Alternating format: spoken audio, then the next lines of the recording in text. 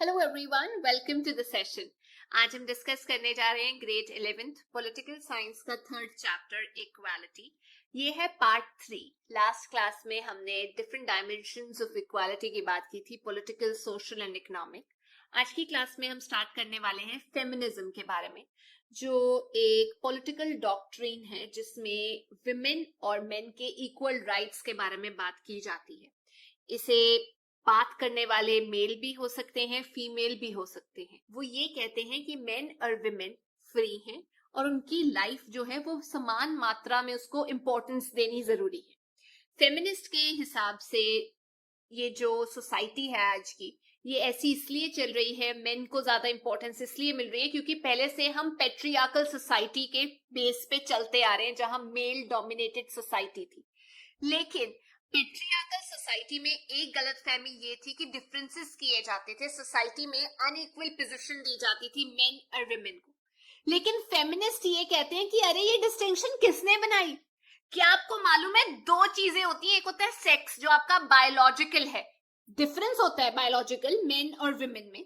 लेकिन एक चीज जो सोसाइटी लगाती है वो थप्पा है जेंडर का, जो बताता है कि आप क्या रोल प्ले करेंगे। वो आपका जेंडर रोल प्ले करते हैं कि जो मेन है वो बाहर जाएंगे और जो विमेन है वो घर पे रहेंगी। वो कहते हैं ये जेंडर रिलेटेड प्ले जो है ना, ये सोसाइटी आप पे थप्पा लगाती है। सेक्स बायोलॉजिकल है, नेचुरल है। अब एग्जाम्पल के तौर पे विमेन बायोलॉजिकली बच्चे को कंसीव करती है, पैदा करती है, लेकिन ये किसने थप्पा लगाया कि सिर्फ विमेन ही है जो बच्चे को बड़ा करेगी पैदा करने के बाद। पेट्रियार्कल सोसाइटी में डिवीजन होती है लेबर की। प्राइवेट डोमेस्टिक काम जो है वो विमेन देखेंगी, जो मेन है वो बाहर जाकर पब्लिक डोमेन में काम करेंगे। लेकिन फेमिनिस्ट क्वेश्चन ये पूछते हैं, ये डिस्टिंक्शन किस आधार पे है? आज की डेट में विमेन जो है वो एक्टिव है पब्लिक डोमेन में। विमेन ने ऐसी जगह हासिल कर ली अपनी जहां तक मेन भी नहीं पहुंच पाए। तो ये जो बर्डन है, ये किस नाम का हम लोगों पे डाला जा रहा है? जेंडर बेस्ड, की विमेन है तो यही करेगी। घरों में भी ऐसा चलता है कि लड़की है तो अरे सबके सामने आएगी, ग्रीट करेगी सबको। व्हाई नॉट लड़कों के साथ? ऐसा क्यों है? सो ये जो जेंडर बेस्ड इनइक्वालिटी है, इसको हटाना जरूरी है, इसे एलिमिनेट करना जरूरी है। और फेमिनिस्ट जेंडर बेस्ड इनइक्वालिटी के अगेंस्ट अपनी वॉइस रेज करते हैं। अब हम पढ़ते हैं मार्क्सिज्म और लिबरलिज्म, जो इंपॉर्टेंट आइडियोलॉजीज हैं पॉलिटिकल थ्योरी के अंदर। मार्क्स एक इंपॉर्टेंट 19th सेंचुरी के थिंकर थे, जो ये बोलते थे कि जो रूट है इनइक्वालिटी की, वो आ रही है प्राइवेट ओनरशिप से। वो आ रही है कि कुछ लैंड, कुछ इंपॉर्टेंट मीन्स जो है वो बेटर ऑफ लोगों के पास है, और जो गरीब लोग हैं जिनके पास पावर नहीं है, उनको एक्सप्लॉइट किया जा रहा है। तो ये जो पावर है जिसमें आप इन्फ्लुएंस कर सकते हो क्योंकि आप वेल्दी हो, स्टेट पॉलिसीज को, लॉज को, ये डेमोक्रेटिक सेटअप के लिए ही एक बड़ा खतरा है, क्योंकि वेल्दी लोग जो है वो पावर में है, वो पोजीशन में है, they can make use of the working class. तो मार्क्स ये बोलते हैं एक हैव्स है, एक हैव नॉट्स है, और हैव्स जो है वो एक्सप्लॉइट कर रहे हैं हैव नॉट्स को। मार्क्सिज्म और सोशलिज्म ये फील करता है कि पैसे की वजह से जो इनइक्वालिटी है, इकोनॉमिक इनइक्वालिटी है, वो सपोर्ट करता और दूसरी फॉर्म लेता है सोशल इनइक्वालिटीज की। जैसे सोशल इनइक्वालिटी हो सकती है रैंक की वजह से, प्रिविलेज की वजह से। तो इस तरीके की इनइक्वालिटी को टैकल करना बहुत जरूरी है, और वो तभी किया जा सकता है जब लोगों को एक इक्वल अपॉर्चुनिटी दी जाए, उनकी मदद सरकार करे कि उनको एसेंशियल चीजें, रिसोर्सेज, प्रॉपर्टी चाहिए तो वो दी जाए। लेकिन ये इश्यूज जो है इनके ऊपर डिबेट चल रही है और इंपॉर्टेंट भी माने जाते हैं, इनको एड्रेस करना जरूरी है। तभी हम आज की क्लास में ये पढ़ेंगे। अब एक अपोजिंग व्यू है जो ये बोलता है लिबरल थ्योरी में। लिबरल्स कहते हैं कि, याद रखिए, लिबरल्स का प्रिंसिपल है कंपटीशन का। वो कहते हैं प्रिंसिपल ऑफ कंपटीशन जो है वो इफेक्टिव है, आजाद कर दो, कंपीट करने दो। ठीक है। अब वो जब कंपीट करेंगे, एक एफिशिएंट तरीका है जिससे रिसोर्सेज, रिवॉर्ड्स जो हैं वो सोसाइटी में डिस्ट्रीब्यूट हो जाएंगे। लिसन, लिबरल लोग कहते हैं कंपटीशन कर दो। उनको ये लगता है लिबरल्स को कि ठीक है, हो सकता है सरकार को इंटरवीन करना पड़े कि सबके पास एक मिनिमम स्टैंडर्ड ऑफ लिविंग हो, उनके पास इक्वल अपॉर्चुनिटी हो, बट इससे जो है इक्वालिटी और जस्टिस नहीं आ सकता सोसाइटी के अंदर।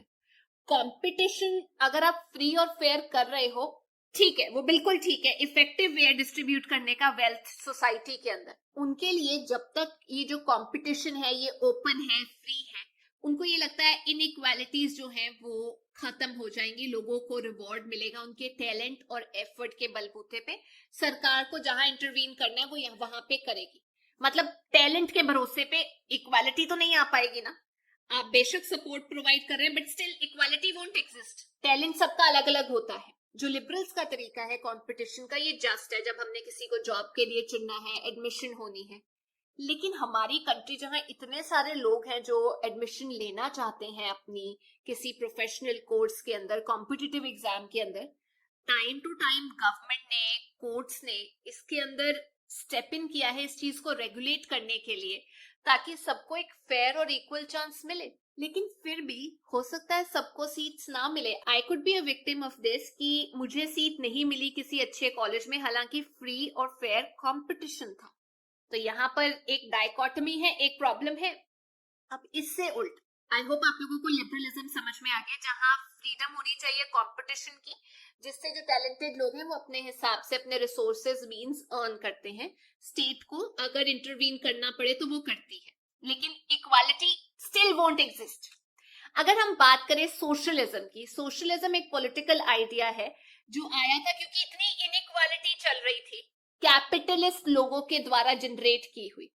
जो मेन कंसर्न है सोशलिज्म का वो ये है कि इनइक्वालिटी और जो रिसोर्सेज की डिस्ट्रीब्यूशन है वो जस्ट होनी चाहिए, बराबर होनी चाहिए। तो जो सोशलिस्ट हैं वो एग्जैक्टली अपोज नहीं करते मार्केट को। वो ये कहते हैं कि कुछ तरीके का गवर्नमेंट रेगुलेशन होना जरूरी है, प्लानिंग होना जरूरी है, कंट्रोल होना जरूरी है कुछ पॉलिसीज फॉर्मुलेट करने के लिए एजुकेशन या हेल्थ सेक्टर में। अब जैसे इंडिया के जो थिंकर है राम मनोहर लोहिया, वो कहते हैं कि 5 तरीके की इनइक्वालिटीज एग्जिस्ट करती हैं और ये आप देख सकते हैं, और इन पांचों टाइप की इनइक्वालिटी से एक टाइम पे लड़ना जरूरी है।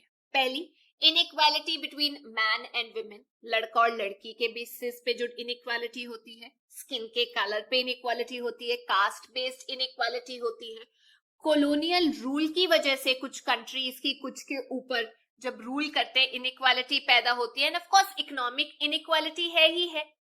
ये सब कुछ हमें दिखाई दे रहा है। लेकिन लोहिया के टाइम पे ये चीजें जो थी, सोशलिस्ट ने आर्ग्यू की ये जो इनइक्वालिटी है इसे खत्म किया जाए स्ट्रगल करके। अब देखिए लोहिया जी के टाइम पे जो लोग थे वो ये कहते थे कि क्लास इनइक्वालिटी से जूझो, उसे खत्म करो, उसके अगेंस्ट स्ट्रगल करो, बाकी किस्म की इनइक्वालिटी ऑटोमेटिकली खत्म हो जाएगी। लेकिन लोहिया जी ये बोलते थे कि ये जो इनइक्वालिटीज हैं इनकी इंडिपेंडेंट रूट्स हैं, अकेली अकेली इनइक्वालिटी से लड़ना जरूरी है, सेपरेटली डील करना जरूरी है। वो ये नहीं कहते थे कि रेवोल्यूशन लेकर आओ, उनके लिए ये 5 इनइक्वालिटीज को खत्म करने का मतलब 5 रेवोल्यूशंस लेकर आना। और वो ये कहते थे 2 और रेवोल्यूशन होने चाहिए, एक सिविल लिबर्टीज को लेकर जो हम पढ़ेंगे कि वो क्या होता है, और एक होना चाहिए रेवोल्यूशन फॉर नॉन वायलेंस, मतलब वेपन्स वगैरह तो त्याग दो, वो सत्याग्रह के फेवर में थे। तो ये जो 7 रेवोल्यूशंस की वो बात कर रहे हैं उसे हम बोलते हैं सप्त क्रांति, जो लोहिया जी ने दिया था सोशलिज्म का आइडिया। अब जो सोशलिस्ट होते हैं वो ये कहते हैं कि जितनी वेल्थ है वो बराबर सोसाइटी में डिस्ट्रीब्यूट होनी चाहिए, इक्वल रिसोर्सेज डिस्ट्रीब्यूट होने चाहिए और उसकी प्राइवेट ओनरशिप नहीं होनी चाहिए, सब लोगों के पास उसका एक्सेस होना चाहिए। तो जो सोशलिस्ट हैं वो इस थ्योरी में बिलीव करते हैं, लेकिन जो लिबरल्स हैं वो नहीं मानते कि पॉलिटिकल, इकोनॉमिक, सोशल इनइक्वालिटीज जो है वो आपस में लिंक्ड है। वो ये कहते हैं कि ये जो इनइक्वालिटीज हैं हर स्फीयर में, इनको अलग अलग टैकल किया जा सकता है।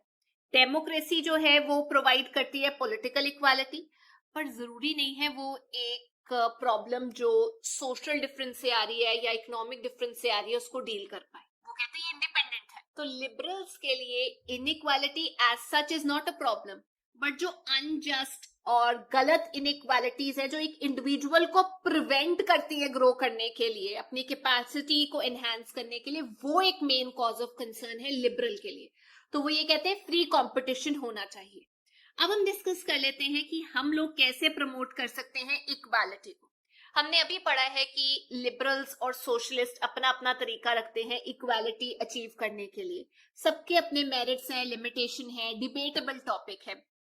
कुछ पॉलिसीज बनाई जा सकती हैं, कुछ प्रिंसिपल सेट किए जा सकते हैं इक्वालिटी अचीव करने के लिए। लेकिन एक चीज है जिसे हम बोलते हैं एफर्मेटिव एक्शन।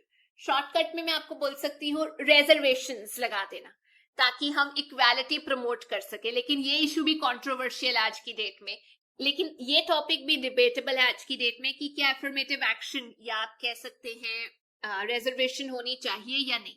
तो चलिए सबसे पहले हम बात करते हैं एस्टैब्लिशिंग फॉर्मल इक्वालिटी। जो फर्स्ट स्टेप है इक्वालिटी की तरफ वो ये है कि जो सिस्टम है इनइक्वालिटी का, प्रिविलेजेस का, उसको खत्म किया जाए। इक्वालिटी तभी अचीव की जा सकती है। सोशल, इकोनॉमिक, पॉलिटिकल इनइक्वालिटी जो वर्ल्ड में चल रही है उसको एक्चुअली प्रोटेक्ट किया गया है, शेल्टर दिया गया है कस्टम्स के द्वारा, मतलब जो आज तक लोग रीति रिवाज फॉलो करते आ रहे हैं, या लीगल सिस्टम्स के द्वारा, जिसकी वजह से एक पर्टिकुलर सेक्शन जो है वो कुछ राइट्स एंजॉय कर सकता है और एक सेक्शन नहीं एंजॉय कर सकता। तो ये जो नेट है ना ऊपर दिया हुआ इनइक्वालिटी का, वो लीगल भी हो सकता है, कस्टम्स के द्वारा भी दिया हो सकता है। जैसे जो पुअर लोग हैं उनको पहले राइट टू वोट नहीं दिया गया था, विमेन को राइट टू वोट नहीं दिया गया था, या वो प्रोफेशन नहीं टेक अप कर सकते थे। जो इंडिया के अंदर लोअर कास्ट के हैं उनको रोका गया था कि आप तो सिर्फ मैनुअल वर्क करो। तो ये कस्टमरी बन गया था, कस्टम्स में ही चलता आ रहा था। और कुछ कंट्रीज के अंदर अभी भी ऐसा है कि कुछ ही फैमिलीज जो है वो एक अच्छी पोजीशन में रह सकती हैं, बाकी सब उनके लिए काम करते हैं। तो ये जो अटेन करना है हमने इक्वालिटी, उसके लिए ये सब रिस्ट्रिक्शंस, ये जो प्रिविलेज है, इनको खत्म करना जरूरी है। सबसे पहला स्टेप ये रिस्ट्रिक्शंस और प्रिविलेजेस को खत्म कर दो। सो ये जो सिस्टम इतने सालों से चलते आ रहे हैं, जिनके ऊपर सेंशन है लॉ का, इक्वालिटी चाहती है कि गवर्नमेंट इंटरवीन करे और ये जो सिस्टम है इक्वालिटी का, इसे खत्म करे। इसीलिए हमने अपना कॉन्स्टिट्यूशन बनवाया जो डिस्क्रिमिनेट करते हैं लोग on the ground of religion, race, caste, sex, untouchability, उसको प्रोहिबिट करता है हमारा कॉन्स्टिट्यूशन। सब कंट्रीज जो मॉडर्न है उन्होंने डेमोक्रेटिक सेटअप भी स्टैब्लिश किया और एक्सेप्ट भी किया प्रिंसिपल ऑफ इक्वालिटी, इनकॉर्पोरेट भी किया उसे एक फॉर्म में या दूसरी फॉर्म में, एक लॉ की फॉर्म में, ताकि लोगों को डिफरेंशिएट ना किया जा सके। लेकिन अलग टॉपिक है इक्वालिटी थ्रू डिफरेंशियल ट्रीटमेंट होना चाहिए। हमने ये देखा इक्वालिटी या इक्वालिटी बिफोर लॉ ये जरूरी है, बट ये सफिशिएंट नहीं है प्रिंसिपल ऑफ इक्वालिटी अचीव करने के लिए। कुछ डिफरेंसेस बनाए जाते हैं लोगों के बीच में ताकि वो एंजॉय कर सके अपने राइट्स। जैसे हम लोग इक्वालिटी की बात करते हैं, जो डिफरेंटली एबल्ड हैं उनके लिए स्पेशल रैम्प्स बनाए जाते हैं पब्लिक प्लेसेस के अंदर, ताकि वो एंटर कर सके उन जगहों। विमेन के लिए जो काम करती हैं लेट नाइट तक, उनके लिए अगर बच्चे हैं तो creche service, otherwise bus service, ताकि वो घर सुरक्षित पहुंच सके। सो ये जब ऐसी प्रोटेक्शन दी जाती है, इसका मतलब ये नहीं है कि जो इक्वालिटी है उसे इन्फ्रिंज किया जा रहा है किसी की, मतलब उससे इक्वालिटी छीनी जा रही है। ये प्रोविजन दिए जा रहे हैं, सबको आप बराबर तो ट्रीट कर नहीं सकते, कुछ स्पेशल सर्कमस्टांसेस हो सकते हैं। तो ये जो डिफरेंसेस हैं ये इक्वल अपॉर्चुनिटी को एक्सेस करने के लिए कहीं पे भी हिंडर नहीं करते। कुछ कंट्रीज मानती हैं कि एफर्मेटिव एक्शन की जरूरत है ताकि बढ़ाया जा सके इक्वालिटी ऑफ अपॉर्चुनिटी को। अब एफर्मेटिव एक्शन क्या है, जो मैंने आपको बताया, एक तरीके से रिजर्वेशन कर देना, क्योंकि इक्वालिटी ऑफ लॉ तभी एग्जिस्ट कर पाएगा जब सब लोग एक प्लेटफॉर्म पे खड़े होंगे। इनइक्वालिटीज डू अवे हो जाएंगी जो डीप रूटेड है। तो हमें कुछ पॉजिटिव मेजर तो लेने पड़ेंगे ना उसको खत्म करने के लिए, जो इतनी देर से जिसने जड़ें बनाई हुई हैं। इट्स इंपॉर्टेंट कि उसको डू अवे किया जाए, एफर्मेटिव एक्शन लेके, करेक्ट एक्शन लेके, क्योंकि वो जो इनइक्वालिटीज हैं वो पास से चलती आ रही है इनइक्वालिटीज, उसको कई बार जस्ट भी माना जाता है। तो एफर्मेटिव एक्शन का मतलब ये है कि हो सकता है प्रेफरेंशियल स्पेंडिंग हो, जो कम्युनिटीज हैं जो पीछे रह गई हैं उनको स्कॉलरशिप दी जाए, हॉस्टल फैसिलिटी दी जाए। हमारी कंट्री में कुछ कोटा दिया जाता है, रिजर्व सीट रखी गई है एजुकेशन में, जॉब्स के अंदर, ताकि डिप्राइव ग्रुप्स जो है वो ऊपर आ सके। जो सोशल विक्टिम्स हैं जिनको तरक्की का मौका ही नहीं मिला, डिस्क्रिमिनेट ही होते रहे, एक्सक्लूड ही होते गए, सेग्रीगेट ही होते गए।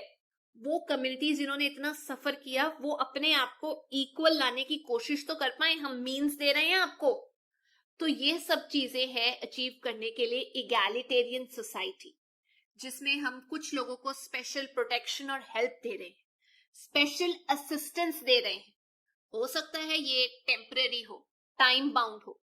कुछ लोग बोलते हैं कि जरूरी है थोड़ी देर के लिए तो दी जाए हेल्प डिसएडवांटेज सेक्शन को, ताकि सोसाइटी इक्वल हो पाए। अब कुछ क्रिटिक्स जो हैं पॉजिटिव डिस्क्रिमिनेशन के, वो ये बोलते हैं कि जो रिजर्वेशन की पॉलिसी है ये प्रिंसिपल ऑफ इक्वालिटी के अगेंस्ट है।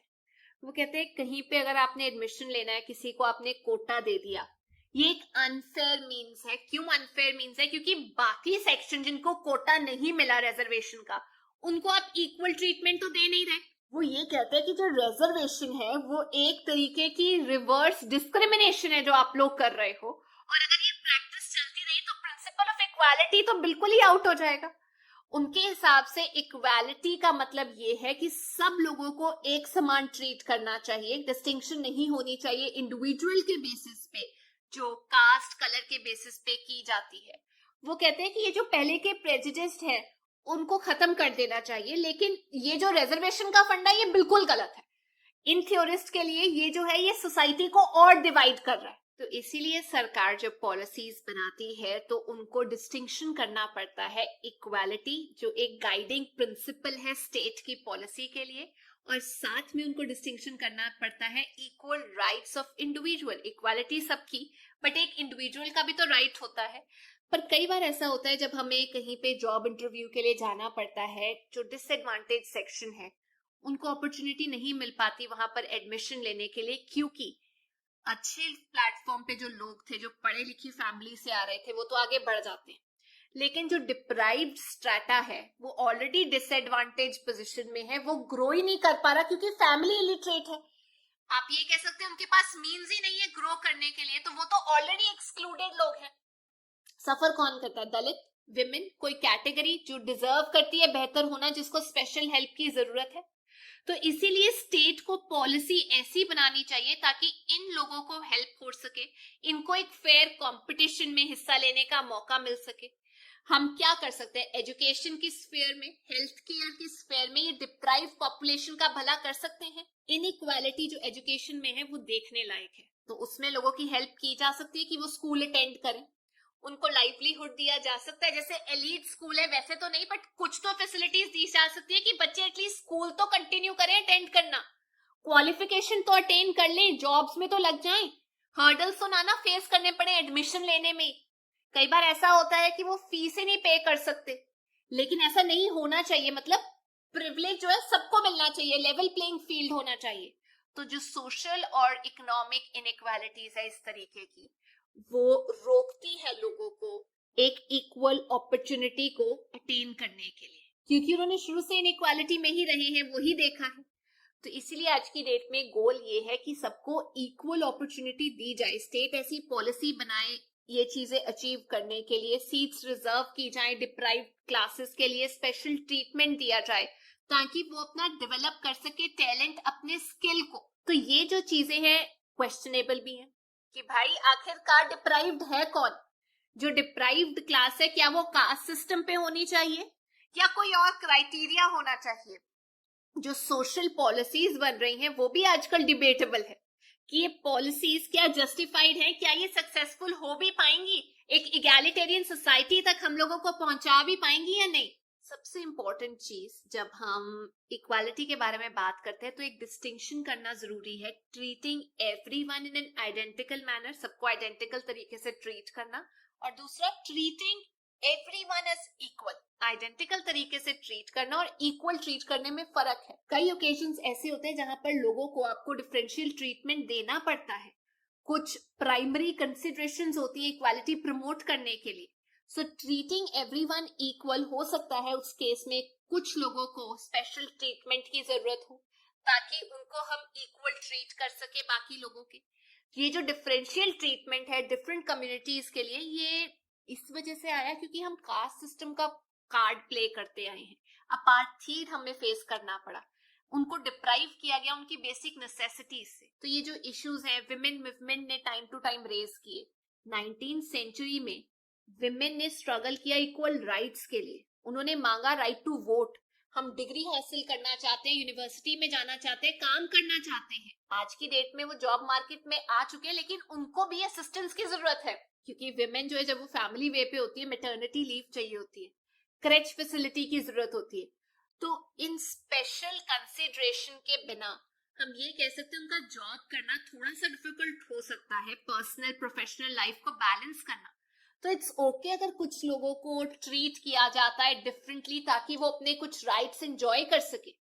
ये इशू डिबेटेबल है, पर साथ में जरूरी भी है कि टाइम टू टाइम इसके ऊपर बात की जाए, इसके ऊपर लोगों को जागरूक किया जाए कि differential treatment is important, it's justified, ताकि हम प्रमोट कर सके एक जस्ट और इगैलिटेरियन सोसाइटी। तो ये थी आज की क्लास। आई होप आप लोगों को ये चैप्टर समझ में आ गया है। अब हम नेक्स्ट क्लास में मिलेंगे। Till then take care, and if you like the video please make sure you like, share and subscribe. Bye bye.